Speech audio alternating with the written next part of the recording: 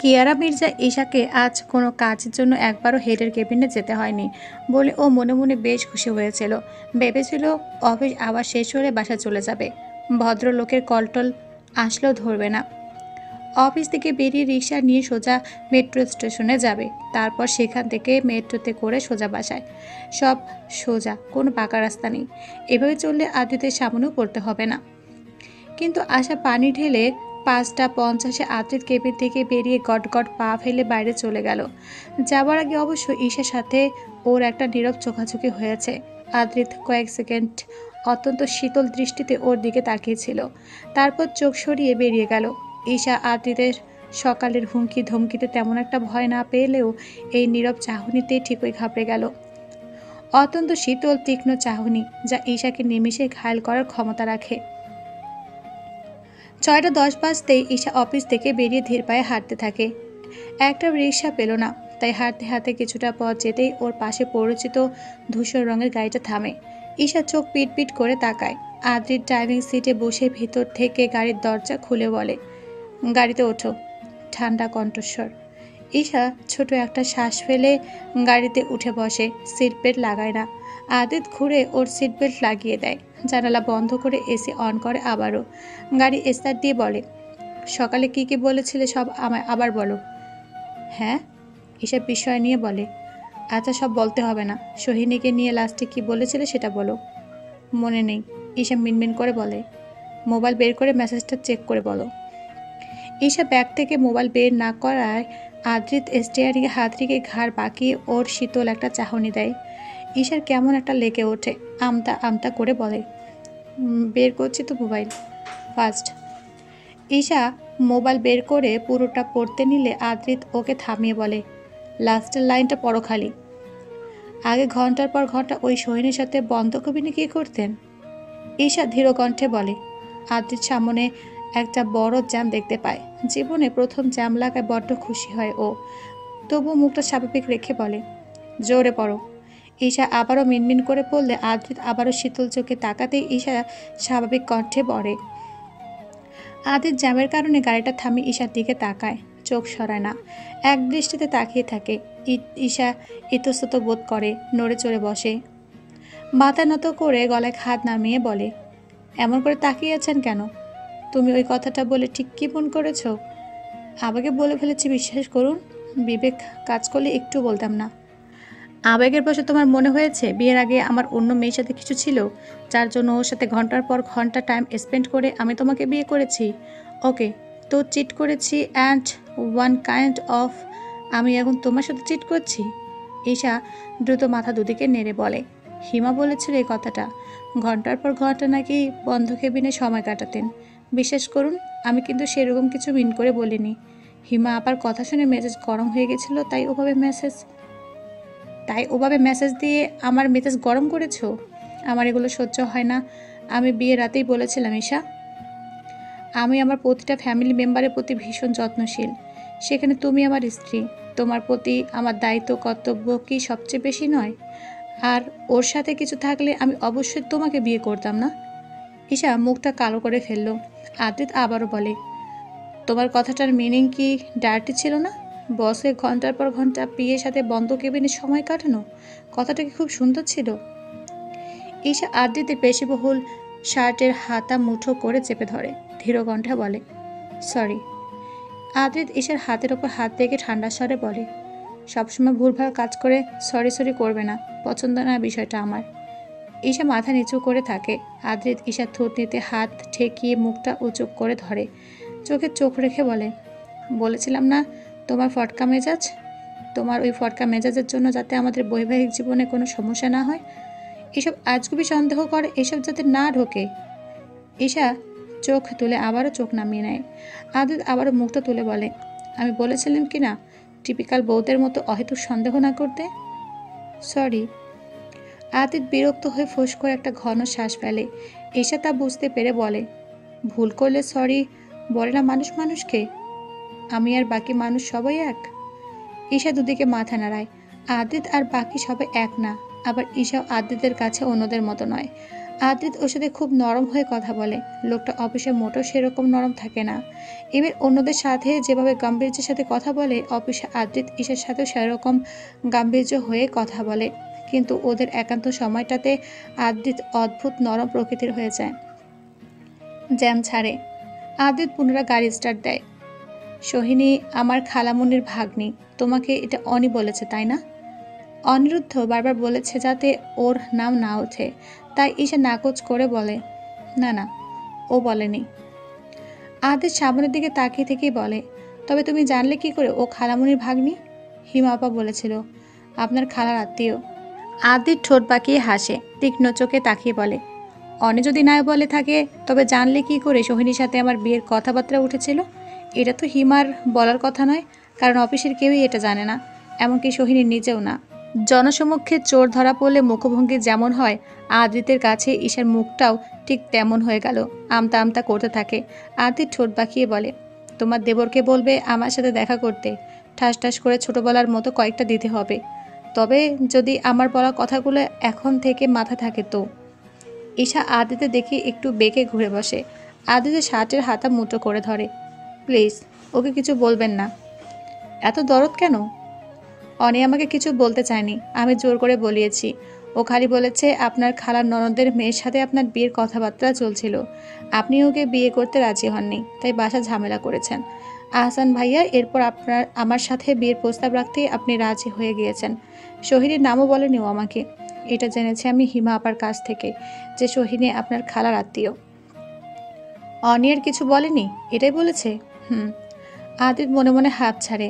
অনিরুদ্ধ যদি বলে দিত বিয়ে করলে কেবল ঈশাকেই বিয়ে করবে, এর বাইরে কাউকে বিয়ে করবে না, দরকার হলে বিয়ে করবে না বলে ব্যাপক ঝামেলা করেছে, যে তবে অনিরুদ্ধ কালকে মারা পড়তো। আদিত একটা স্বস্তির শ্বাস ফেলে বলে, সোহিনী আমার খালাতো ভাইয়ের ফুফাতো বোন, ওর সাথে খালামুনি বিয়ের কথা তুলেছিল, আমি রাজি ছিলাম না, তাই বাসার নর্মাল কথা কাটাকাটি হয়েছে, নাথিং মেজর ঝামেলা। ঈশা মাথা নাড়ায়, মনে মনে হিসেব কষে আদ্রিতকে যাই বলুক, আর কখনোই সন্দেহ করার মতো কথা বলা যাবে না। যে ঠান্ডা মাথায় ওকে প্রশ্নের চাদরে জর্জরিত করে ফেলে, ঈশা তা থেকে বেরোই হতে পারে না। ঈশা এনায়ার মতো এত বুদ্ধি নেই যে ও ঠান্ডা মাথায় কথা গুছিয়ে অপর প্রান্তের মানুষকে সোজা সাপটা জবাব দেবে। আদিত ঈশাদের বাসার গলির সামনে গাড়ি থামায়। গাড়ি থামিয়ে আদিত ঈশার দিকে তাকিয়ে থাকে। ঈশা আদিতের চোখে চোখ রাখতে পারে না, মাথা নত করে চোখ নামিয়ে এক আঙ্গুল দিয়ে আরেক আঙ্গুলের নখ খুঁড়তে থাকে। আদিত নামতে না বললে ঈশা গাড়ি থেকে নামে কি করে? ঈশা চোখ তুলে আদিতের দিকে তাকাতেই দেখে আদিত ওর দিকে তাকিয়ে আছে। এই আই কন্টাক্টকে ঈশা কেঁপে ওঠে হালকা, সঙ্গে সঙ্গে মাথা নুয়ে ফেলে। আদিতের এই অদ্ভুত চাহনির সাথে পরিচিত হয়েছিল বৃহস্পতিবার রাতে। আদিত নিজের সিটবেল্ট খুলে ঈশারও সিটবেল্ট খুলে দেয়। ঈশার হাত টেনে মেরে নিচের বুকে ফেলে, মাথার ঘুমটাটা নামিয়ে চুলগুলো খুলে দেয়। ঈশা কেঁপে ওঠে, গাড়িতে এমন করছেন কেন? সেদিনের মতো আবারও বাজে কথা শুনতে চাচ্ছেন? হাত জানালা লাগানো, ধীম কণ্ঠে বলে। ঈশা চুপ করে যায়। আদ্রিত ঈশার মাথার পেছনের চুল মুঠো বন্ধ করে ধরে বলে, গাড়ি থেকে নেমে যাওয়ার সময় সুযোগ দুটো দিয়েছিলাম, তুমি সুযোগটা নাওনি, তাহলে শাস্তি ভোগ করো। কিসের শাস্তি? ঈশার চোখ পিটপিট করে তাকায়। আমাকে তুমি রুটভাবে মেসেজ দিয়েছ, সেটার শাস্তি বলেছিলাম না? ঈশার চোখ নামিয়ে নেয়। আদ্রিতের গলার কাছটা তাকিয়ে থাকে। আদ্রিত ঈশার মুখটা উঁচু করে ধরে অধরে অধরে দৃঢ়ভাবে ছুঁয়ে দেয়। ঈশা আদ্রিতের গলা জড়িয়ে ধরে। মিনিট খানেক পর আদ্রিত সরে আসতে নিলেই ঈশা আদ্রিতকে জড়িয়ে ধরে গাড়ে মুখ গুজে। আদ্রিতের ঠোঁটে হালকা হাসি ফুটে ওঠে। ঈশার মাথায় হাত বুলিয়ে দিয়ে বলে, তোমার ইন্টেনশনগুলো সত্যি খুব একটা ভালো নয়। আমি তোর সাথে সাথে সরে যেতাম তুমি জড়িয়ে না ধরলে। তোমার জন্য প্রতিবারে আমি বেশি বেশি উল্টাপাল্টা কাজ করে ফেলি। ঈশা ওভাবে থেকে আদ্রিতের মুখ চেপে ধরে। আদির মুখ থেকে হাত ছড়িয়ে হাতের উল্টো পিঠে ঠোঁট ছুঁয়ে বলে, সত্যি কথা বললে গায়ে কাঁটা লাগার মতোই লাগে। কেন অতি ভদ্রমে কিয়ারা মির্জা? চুপ করুন, ঈশা ওভাবেই বিড়বিড় করে বলে। আদিত ঈশার পিঠে হাত রেখে ঈশাকে নিজের সাথে আঁকড়ে ধরে। চুলের ভাঁজে আদুরে স্পর্শ দিয়ে বলে, তুমি এভাবে লটকিয়ে আমাকে জড়িয়ে ধরে আছো কেন? বসকে যে জড়িয়ে ধরেছ তোমার কি একটু লজ্জা নেই? জানি না, স্বামীর ছোঁয়ায় সিক্ত হয়ে পুরোপুরি নির্লজ্জ হয়ে গেলে? স্বামীর ছোঁয়া কিয়ারা মির্জা মুছা গেছে, তাই মুখ দেখাতে পারছে না। ধীম কণ্ঠে বলে। আদিত হালকা হেসে ওঠে। ওহো, তুমি লজ্জা পেয়ে মুখ তুলছো না? ঈশার জবাব দেয় না।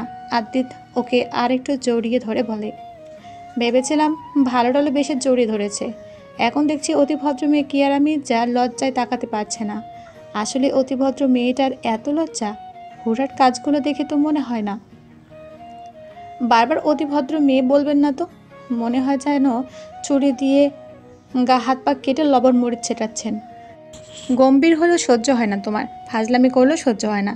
দুটোর মধ্যে তো যে কোনো একটা বেছে নিতেই হবে। ঈশা মুখ তুলে আগে আদিতের চশমাটা খুলে ফেলে। চশমার আড়ালে চোখ দুটোই ওর সহ্য হয় না, না হলে তো ঠিকই চশমা খুলে ফেললে চোখে চোখ রাখতে পারে। সেদিন রাতেও এভাবে চোখে চোখ রেখেছিল তো। আদিতের দু গালে হাত রেখে দুজনে দৃষ্টি মিলিয়ে বলে, দুটোই লাগবে, গম্ভীর ভাবটা বাইরে লাগবে। অর্থাৎ অবশ্যই সবার সাথে প্রচণ্ড গম্ভীর থাকবেন, আর আমার কাছে শান্ত হয়ে থাকবেন। যত ফাজলামো হাবিজাবি যা আছে সব আমার সাথে করবেন, বাইরে একদম করবেন না, একদম না।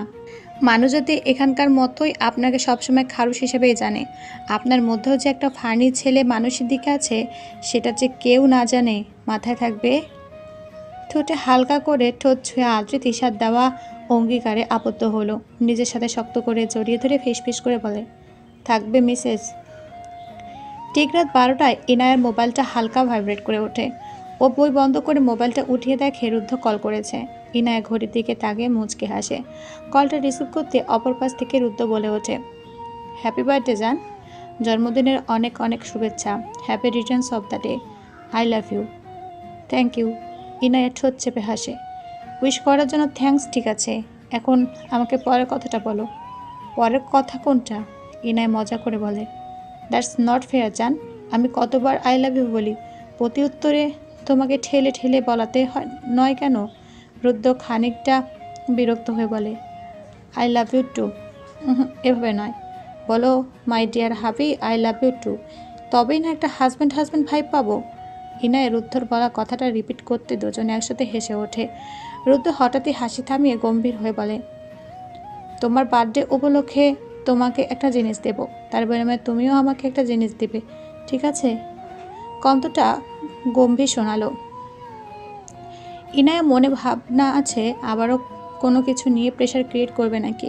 রুদ্র গলা খাকারি দিয়ে বলে, যা বলবো মন দিয়ে শোনো, কেমন? ইনায়া ছোট করে বলে, আমি শিওরলি বলছি, আমি কাউন্সেলিং করাবো। তাই? ইনায়ার চোখ চকচক করে ওঠে।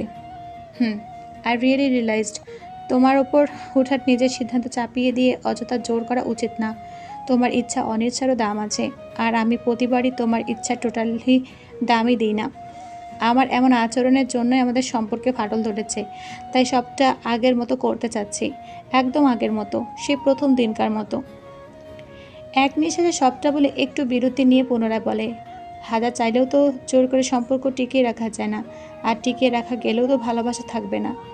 ইনায়া অবাক হয়, এই যেন ভূতের মুখের রামনাম। কণ্ঠে বিস্ময় নিয়ে বলে, সত্যি বলছেন? নিজেকে বদলাতে হবে, বইয়ের মতামতকে দাম দিতে হবে, বইয়ের উপর অযথা জোর খাটানো যাবে না, বউকে অযথা ধমক দেওয়া যাবে না।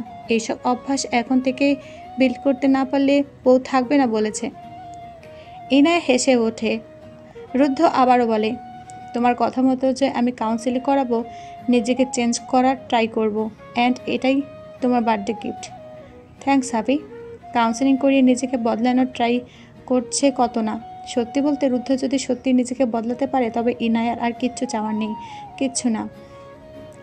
এবার আমার কিছু চাই। কি?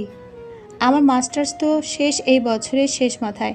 মাস্টার্স শেষ হলেই আমি আমাদের কোম্পানির যে কোনো একটা ব্রাঞ্চে ঢুকে পড়ব, তারপর তোমাকে ধুমধাম করে বিয়ে করব। সম্পর্কটা লুকিয়ে রাখতে রাখতে আমি ক্লান্ত। ইনায়া গুইগাই করে বলে, আমি আপুর মতো চাকরি পাওয়ার আগে বিয়ে করব না। বিয়ের পরে তোমার চাকরি হবে, ভেবো না আমি চাকরি করতে দিব। ইনায়া ব্যঙ্গ করে বলে, ছেলে ক্লাসমেটদের সাথে কথা বললেই ছ্যাঁচ্ছ্যাঁত করে, উনি নাকি করতে দিবেন চাকরি। যদি দেখে যে বস ছেলে, ইয়াং ম্যানলি মানুষ, তাহলে আপনি জীবনে চাকরি করতে দিবেন না, জানা আছে আমার। ইনায়ের ক্লাসমেটের কথা শুনে রুদ্ধ কিছুক্ষণের জন্য চুপ হয়ে করে যায়। তারপর বাঁকা হেসে বলে, হোয়াট ইফ সেজো ভাইয়া আর ভাবের মতো আমরা বস এমপ্লয়ি হলাম, তাহলে তো তোমাকে আমার আন্ডারে কাজ করতে হবে, আমারও আর দুশ্চিন্তা করতে হবে না। আপনি আমার বস হলে আমি চাকরি করব না? হোয়াট? আপনি আমাকে কাজের বাহানায় সর্বক্ষণ নিজের সামনে বসিয়ে রাখবেন। না আপনি কাজ করতে পারবেন, না আমি কাজ করতে পারবো। পরে আপনার বাবা চাচারা আমাদের দুজনকে লাথি মেরে দুদিকে পাঠিয়ে দিবে। আল্লাহর কাছে চাইবেন লাথি মারলেও যেন রুদ্ধর সাথে যেতে পারি। তা না বলে তুমি বলছো অন্যদিকে যাওয়ার কথা? সাহস বেশি, হ্যাঁ? বলেছিলাম অযথা ধমক দিবেন না। প্রতিটা কথা এইভাবে পয়েন্টে পয়েন্টে খুঁটে খুঁটে ধরতে হবে কেন? রুদ্র দমে গেল, ভুল স্বীকার করে বলে, okay fine, I love you. Sorry পরিবর্তে আই লাভ ইউ? ইনায়া শব্দবিহীন হাসে। রুদ্র সব দিকে তো খারাপ না। ইনায়াকে ছেলেদের সাথে দেখলেই কেবল রুদ্রের মাথা নষ্ট হয়ে যায়, না হলে রুদ্রের বাকি সব ঠিক হয়ে আছে। রুদ্র ওর পার্সোনাল লাইফে অযথা অহেতুক ইন্টারফেয়ার করেই না। প্রাইভেসি দিয়েছে ঠিকই, তবে ফ্রিডম দেয়নি। ইনায়া কানে মোবাইল চেপে বই খুলে বলে, কালকে না আপনার পরীক্ষা? নাথিং সিরিয়াস, একটা নর্মাল ক্লাস টেস্টই তো। সিরিয়াসলি প্রতিটা পরীক্ষায় নেওয়া উচিত, ভালো রেজাল্ট দেখতে চাই আমি, ব্যাস। ওকে ফাইন, পড়বো এখন। ইনায়ার দরজায় মৃদু ঠকঠক শব্দ শোনা যায়। ইনায়া রুদ্ধ থেকে বিদায় নিয়ে দরজার দিকে পা বাড়ায়। ও জানে ঈশা, হুমায়ুন কবির আর আফিয়া সুলতানা এখন কেক নিয়ে ওকে সারপ্রাইজ দেওয়ার চেষ্টা করবে, কিন্তু আধা ঘন্টা আগে ঠান্ডা পানি বের করতে গিয়ে ওকে সারপ্রাইজ দিতে আনা কেকটা ও দেখে নিয়েছিল, তাও সারপ্রাইজড হওয়ার ভান করবে। দরজা খুলতে ঈশা ওকে জাপটে ধরে গাল চেপে ধরে বলে, হ্যাপি বার্থডে বেবি। 8 হো বাচ্চা, তুই এত বড় হয়ে গেলি, শেষমেশ 24-এ পা দিয়ে দিলি। ইনায়া ঈশা জোরে হেসে ফেলে। হুমায়ুন কবির হাতে কেক নিয়ে রুমে ঢোকে। মা বাবার সাথে কেক কেটে ইনায়া কয়েকটা ছবি তুলে রাখে। সময়টা ভালোই কাটে। রুদ্ধ একটা বাউন্ডুলের ছেলে থেকে পড়াশোনা নিয়মিত হয়েছে ইনায়া চাপে পড়ে। এক্সাম শেষে ক্লাসরুম থেকে বের হতে করিডোরে রাফিদদের সাথে মুখোমুখি হয় ওর। রুদ্ধ পাশ কাটিয়ে যেতে নিলে রাফিদ ওর কাঁধে হাত রেখে আটকায়। কি ব্রো, এক্সাম দিয়েছিস? রুদ্ধ বড় একটা শ্বাস ফেলে পাশ কাটাতে নিলেই রাফিদ ওর সামনে এসে দাঁড়ায়। শীষ ভাজি বলে, একটা মেয়ের পেছনে নেলি কুত্তার মতো ঘুরছিস, বা সব এক্সাম দিস? মায়েরি, ওই মেয়ের কি পাওয়ার, তোকে কিভাবে বশ করে ফেললো? হ্যাঁ, কিছু মিছু করেছিস নাকি? মজা টজা? রাফিদের বন্ধু বিশ্রীভাবে হেসে ওঠে। রুদ্ধ হাত উঠাতে গিয়েও থেমে যায়। রাফিদের সাথে মারপিট করার কারণে ফার্স্ট ইয়ারে থাকাকালীন একবার ওয়ার্নিং পেয়েছিল ওর। ইনায়ের সাথে প্রথম যেদিন দেখা হয় সেদিনই। তারপর ইনায়কে নিয়ে বাজে কথা বলায় রাফিদের সাথে তুমুল ঝগড়া শুরু হয়েছিল। এক পর্যায়ে সাংঘাতিক হাতাহাতিও হয়েছিল, যার জন্য দ্বিতীয়বার ওয়ার্নিং খেয়েছিল। এখন যদি আবারও মারপিট করে তবে হয়তো রুদ্ধকে ওয়ার্নিং ছাড়া টিসি দিয়ে বের করে দিবে। তখন ইনায়ের জন্য আরও সমস্যা হবে। তাই নিজেকে শান্ত করে আবারও পাশ কাটিয়ে যেতে নিলে রাফিদ পেছন থেকে বিশ্রীভাবে হেসে বলে, মাত্রই ক্যান্টিন থেকে ঘুরে এলাম, বুঝেছিস?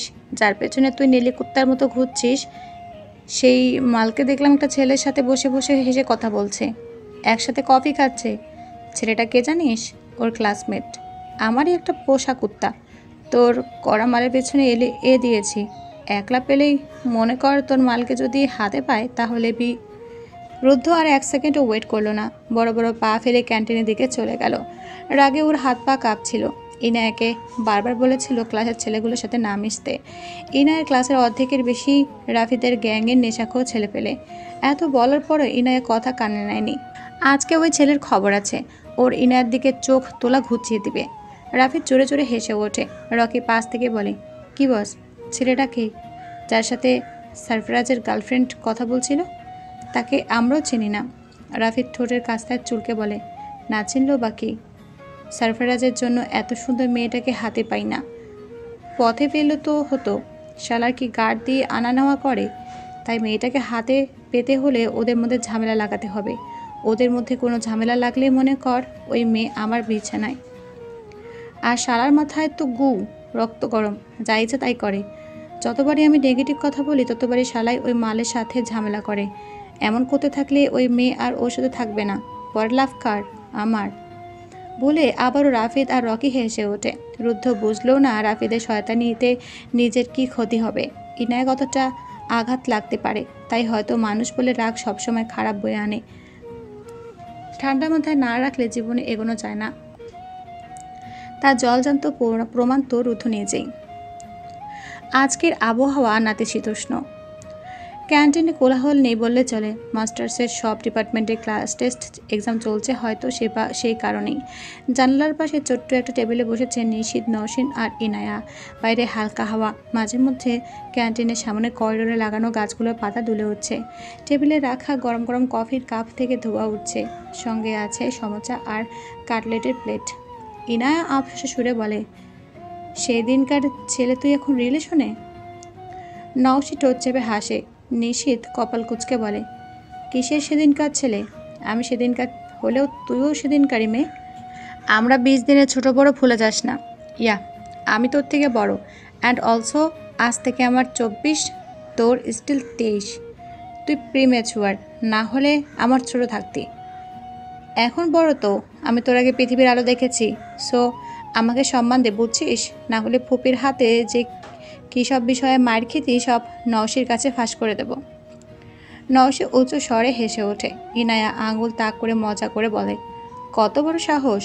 ননাসের সামনে এইভাবে হাসো? থাপ্পড়ে সবগুলো দাঁত সোজা বানিয়ে দিব। নওশি দ্রুত মাথা নাড়ে, নিজেও মজা করে হাত জোর করে। মাপচা ভঙ্গিতে বলে, মাপ করেন আপু, আমার ঘাট হয়েছে এভাবে হাসার। গর্দান নেবেন না প্লিজ। ইনায়া নওশি উচ্চস্বরে হেসে ওঠে। নিশিত কপাল কুচকে বলে, পাগল কতগুলো। ইনু, তুই আরও বড় পাগল। আপু ডাক, সময় আছে এখনো। ব্যাং ডাকবে, নিশিত ভেঙিয়ে বলে। বেয়াদব একটা। নিশিত আবার ভেঙায়। ইনায়া ফুঁসে উঠে বলে, আমি ফুপিকে বলে দেবো তুই প্রেম করিস। নিশিত চোখ বড় বড় করে তাকায়। ইনায়ের হাত ধরে বলে, এই ভাই না প্লিজ, বেয়াদবি করেছিস কেন? সরি ব্রো, বলিস না। ইনায়া বাঁকা হেসে বলে, মনে থাকে যেন, আমার সাথে লাগতে আসিস খালি। নিশিত আবারও ভ্যাঙ্গাতে নিয়েও ভ্যাঙ্গায় না। নওশির নিশিতের দিকে তাকিয়ে মিটিমিটি হাসে। ইনায়া আর নওশি কথা বলতে বলতে এক পর্যায়ে ইনায়া হাসতে হাসতে নওশিকে বলে, জানো, আমি আর আমার আপু আর নিশিতের বড় বোন ফারিয়া আপু মিলে নিশিতকে মেয়ে সাজাতাম। আমাদের লিপস্টিক কাজল দিয়ে সাজালে ওকে পুরো মেয়ের মতোই লাগতো। সিল্কি চুলগুলোতে ছুটিও বাঁধতাম। নিশিত মাত্রই কফিতে চুমুক দিয়েছিল। ইনায়ের কথা শুনে সবটাই মুখ থেকে বেরিয়ে যায়। ইনায়া ইউ ইউ করে ওঠে। নিশিতের মুখ থেকে পুরো কফি ইনায়ের বাম হাতে পড়েছে। ইনায়ের বমি চলে আসছে। ছাগলের বাচ্চা, পরিষ্কার কর। ইনায়া ধমকে ওঠে। নিশিত দ্রুত পকেট থেকে রুমাল বের করে ইনায়ের হাত মুছে দেয়। ইনায়া তাও গা খিটমিট করতে থাকে। রুমালটা ভিজিয়ে আবার মুছিয়ে দে ছাগল। নিশিত রুমালটা ভিজিয়ে মুছিয়ে দেয়। ইনায়ের হাত বেশি চলে। থাপ্পড় টাপ্পড় দেওয়ার আগে ভাবে না, তাই কথা দ্বিমত করে না। পুনরায় রুমালটা ভিজিয়ে হাত ধরতে নিলে নিশিতের মুখ বরাবর একটা ঘুষি পড়ে। নিশিত আকস্মিক মার খেয়ে চেয়ার থেকে ছিটকে মাটিতে কাত হয়ে পড়ে। ইনায়া নওশি বেশ অবাক হয়েছে। ইনায়া বসা থেকে দাঁড়িয়ে পড়ে। আচমকা হওয়া ঘটনায় ইনায়া নওশি দুজনে কিংকর্তব্য বিমূঢ় হয়ে দাঁড়িয়ে রইল। ইনায়া বামে তাকিয়ে অনিরুদ্ধকে দেখে অবাক হয়ে তাকিয়ে আছে। অনিরুদ্ধ রাগে ফুঁসছে। ও নিশিতের পেট বরাবর একটা লাথি মারতে নিশিত কুঁকড়ে ওঠে। নওশি চেঁচিয়ে ওঠে, এই আপনি কে? ওকে এভাবে মারছেন কেন? জাস্ট শাট আপ, একদম মাঝখানে ঢুকবা না, চিৎকার করে ধমকে ওঠে। অনিরুদ্ধর আগে ফুঁসতে ফুঁসতে একটা লাথি মারতে নিলে ইনায়া ওর হাত ধরে আটকায়। নিচের দিকে ফিরিয়ে এনে বলে, এমন করছেন কেন? ও কি করেছে? রুদ্ধর আগে চেঁচিয়ে বলে, ও তোমার হাত ধরবে কেন? আর এই ছেলের সাথে ক্যান্টিনে কি? ও আমার হাত ধরেছে বলে এভাবে মারলেন? ইনায়া হতবাক। রুদ্র নিজের হাত ছাড়াতে ছাড়াতে বলে, 100 বার মারব। অনিরুদ্ধ, ইনায়া চেঁচিয়ে ওঠে। রুদ্ধ অবাক হয়। ইনায়া ওকে অনিরুদ্ধ ডাকেই না, শুরু থেকেই সবসময় রুদ্ধই ডাকে। রুদ্ধ এতে আরও রেগে যায়। ইনায়ার হাতের কবজি শক্ত করলো, চেপে ধরে বলল, কি দরদ লাগছে? এমন একটা ছেলে হাত ধরেছিল আর তুমি কিচ্ছু বলনি? আমি ধরলে বিয়ের কথা কেউ জানে না, এই ছেলেটা ভালো লাগছে? এই ছেলেটা সুযোগ পেলে তোমার ক্ষতি করে দিত। ওর উদ্দেশ্য ভালো না, ওই সুযোগ পেলে তোমাকে বিছানা পর্যন্ত নি। ইনায় কথাটা শেষ করতে দিল না। ঠাস করে রুদ্ধর গালে একটা থাপ্পড় দিয়ে বসে। আপনি একটা 3rd ক্লাস ফালতু টক্সিক। বিন্দুমাত্র মনুষ্যত্ব কমন সেন্স আছে? ও আমার ছোট ভাই, বুঝেছেন? ছোট ভাই আমার। এখন ভাইকে আমার বানিয়ে দিচ্ছেন? এতটা অধপতন একটা মানুষের কীভাবে হয়? সব ছেলে আমার খারাপ চায়, খালি আপনিই আমার ভালো চান, তাই না? দুনিয়াতে খালি আপনিই ভালো, বাকি সবাই ব্যাড বয়। আপনি যেভাবে প্রোডাক্ট দাবি করেন সেটা আসলে ডমিনেট করা। আমাকে নিজের কবজা রাখতে চান আসলে। এমন মানুষের সাথে আমি জীবনও থাকবো না। আপনি আপনার চেহারা আর আমাকে দেখাবেন না। বিয়ে হয়েছে পর থেকে এই অবস্থা শুরু করেছেন। বিয়ে করে কিনে নিয়েছেন না? আপনাকে আমি স্বামী হিসেবে মানি না। আর ভার্সিটিতে আসতে যেতে সব জায়গায় আপনি আমাকে প্রেশারে রাখেন। শান্তি দিচ্ছেন না কেন? আপনি এতটাই টক্সিক হয়ে গেছেন, আপনার সাথে আমি আর না থাকি। সহ্য হয় না এখন। এখন এমন অবস্থা, আপনি মরলেও আমার কিচ্ছু যায় আসে না। আমি বরং শান্তিতে থাকবো। আমাকে শান্তি দেন প্লিজ। আপনার জন্য আমি স্বস্তিতে শ্বাস নিতে পারছি না। ইনায়া আর বলতে পারে না, হু হু করে কেঁদে দেয়। নিশীথের দিকে কান্নার প্রকোপ বেড়ে যায়। ছেলেটা ওর জন্য কি বাজেভাবে মার খেলো। নিজের হাত ছাড়িয়ে নিশীথের কাছে যায়। নওশী সহ ওকে দাঁড় করায়। নিশীথের ঠোঁট ফেটে রক্ত পড়ছে। ইনায়া আরও কেঁদে ফেলে। নওশীর সাথে মিলে নিশীথকে হসপিটালে নেয়। নওশী অবশ্য নিশীথের বন্ধুদের কল করেছিল। ইনায়া চোখের সামনে থেকে চলে গেল। রুদ্ধ নিজের গালে দেয়। ওর গালে পানি। ও কি কাঁদলো? রুদ্রর গলা খিচে আসছে। কানের কাছে বেজে চলছে রাফিদরা কীভাবে হুমকি দিয়েছিল ইনায়াকে বিছানায় নিয়ে ফেলবে। রুদ্র তো এমন ছিল না। ও তো ইনায়াকে সাপোর্ট করতো। ইনায়া ভুলে গেল সব। ইনায়ার সাথে বিয়ের পরে তো ইনায়া আর রুদ্র বেশি বেশি মিশত। তখন থেকে রাফিদদের চোখে আরও বেশি টার্গেট হয়ে গিয়েছিল বলে রুদ্র ওকে প্রোটেক্ট করার ট্রাই করছে।